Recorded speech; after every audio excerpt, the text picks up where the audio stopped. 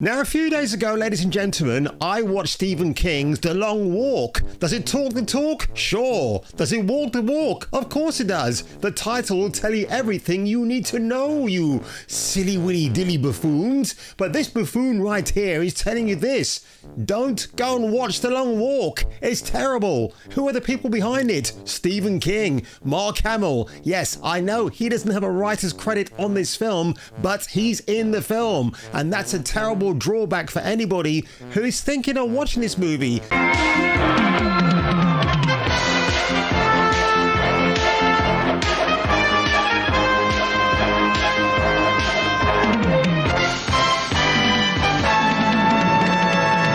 By the way, I'm going to be dropping spoilers galore because I can't skirt around this issue, because these days, Stephen, the not-so-kingly king, the horror maestro, who's forgotten what the word horror actually means, is something of a social pariah these days, something of a coping mechanism on social media, along with his best bum chum, Mark Hamill, the man whose face was built for radio.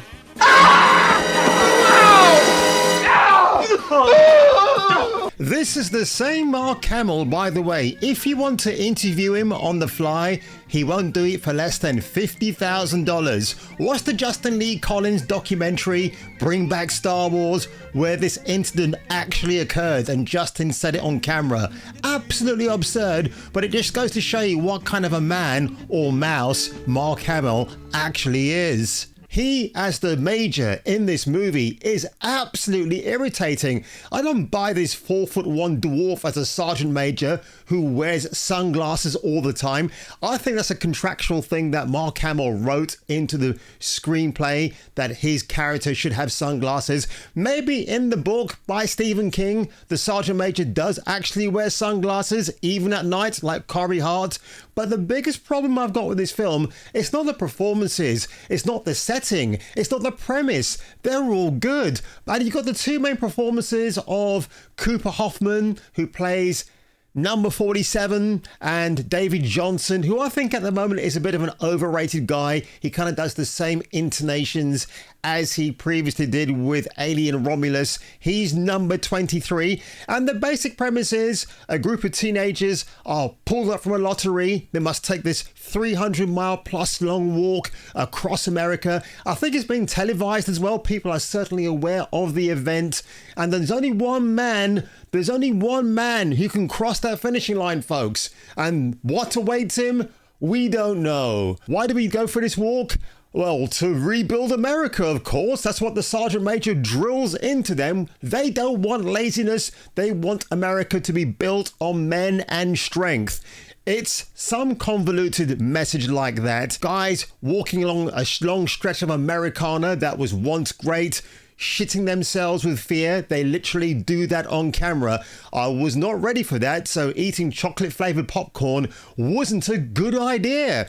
But the biggest problem I've got with this film, it builds so much up, and then when you get to the climax, it's all a massive letdown. So Judy Greer, who actually gives one of her best career performances, better than Captain Cuntface too. She plays Ginny Garrity, the mother of contestant number 47. So Judy Greer, who is a widow now, why? Well, basically, Mark Hamill's character executes her husband because he's been teaching his son literature of the past. So you can kind of see where this film is going already if you think about the politics of Stephen King. So I can understand why she's very reluctant to let her son go on this 300-mile plus walk to glory at the end of it. And the rules are pretty simple of this film. You can walk, you can talk, you can eat, you can drink, you can help your comrade get up, but if you slow down, you get 3 warnings. On the 3rd warning, you're going to get executed. And you see all of these gruesome executions on the big screen. It's pretty unflinching at times, very unnerving to watch. Even one guy who is taking a shit has his third and final warning and they execute him while he's still taking a dump on the road. It's pretty mean-spirited. And that's the thing about this film. It is that tonality all the way through. There are some moments of levity, but if you're expecting Shawshank Redemption, The Long Walk, you're not going to get it here. No Morgan Freeman, no Tim Robbins. It's just straightforward doom and gloom. And I want to get to the ending of this film here, folks, because listen, we just got to get right to the climax. Man only interested in the climax. He must be a real hit with the ladies. Never had any complaints. Well, it's quite simple, really. You've got a group of diverse teenagers, and that's all great and sundry, but they all get popped off one by one, including some BLM members. So by the time we get to the two main characters, again, it's contestants 23 and 47, that of course is David Johnson and Cooper Hoffman. They have this talk about what they're going to do before they reach the finishing line, and the way it's all geared up is that Cooper Hoffman says, look, when I get across, the only wish I've got is to take the Sergeant Major's gun or to take a trooper's gun and execute the Sergeant Major for what he did to my dad. And you're thinking, oh, this is great. Oh, we want this to happen. It's going to be fantastic. But then for some bizarre reason, Hoffman decides he's going to forfeit that and get shot by a trooper. So the black dude, David Johnson, is the one that carries out his wishes. And this is when it gets so freaking dumb, because by the time contestant number 23 makes the finishing line, sure, he looks around, blah, blah, blah, asks for a gun, and it's almost like the Sergeant Major, played by Mark Hamill, knows what's about to happen to him. And first of all, you're robbed as a member of the audience because you wanted Cooper to be standing in the place of the black dude, David Johnson, to get his exact revenge. But then secondly, when the Sergeant Major is executed, you don't even see that. It's like a blink and you miss it moment and he just goes falling down backwards, ass backwards. But yet throughout the film, we get people who are murdered so gruesomely beyond belief that when you get to the Sergeant Major, it's almost like Mark Hamill said, listen, Stephen King, do you mind not showing my death on screen because I don't want to upset my fans who like Star Wars. Mark Hamill, the only greatest performance he's ever given in his entire career is as the Joker for the Batman animated series and its other subsequent spin-offs. The guy's no Major League Baseball player actor. He's about a DLC-lister at this stage. And it is quite frank and quite telling when Frank Lawrence, the guy behind the Hunger Game franchise, also directed this movie. He does a good job. It's just a shame that the behind-the-scenes politics of the gentlemen in question, Stephen King and Mark Hamill, plagued this film. This movie, by the way, I've got to remind you, was released in the same week that Charlie Kirk was deleted.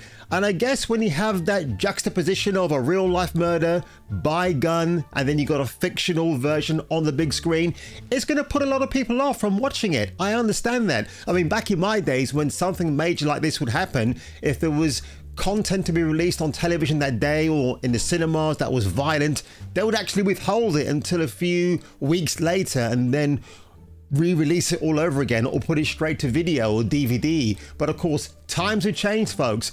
And by the way, The Long Walk, the only walk I'm more interested in is the finishing line where Sydney Sweeney and her two friends are waiting for me. Craig and Charlie Reid, the Proclaimers from Scotland, when they talked about walking 500 miles, I'd rather listen to that classic song than watch this drivel by Stephen King and Mark Hamill putting me to sleep in a coma. Honestly, on my deathbed, if the last film I have to watch is The Long Walk, I'll just tell the doctor, would you just kindly take it over there, shove it up your ass, and let me die in peace.